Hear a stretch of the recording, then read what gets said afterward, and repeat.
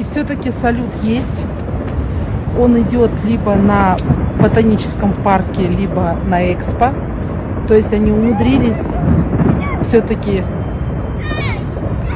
праздновать в то время, когда люди гибнут десятками, сотнями от пандемии. У нас абсолютно, у наших чиновников нет никакого стыда и совести. Господин Кульгинов, что вы творите?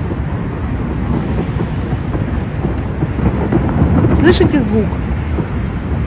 Я не вижу его из-за домов, но я слышу звук салюта. Запомните этот день, 6 июля 2020 года.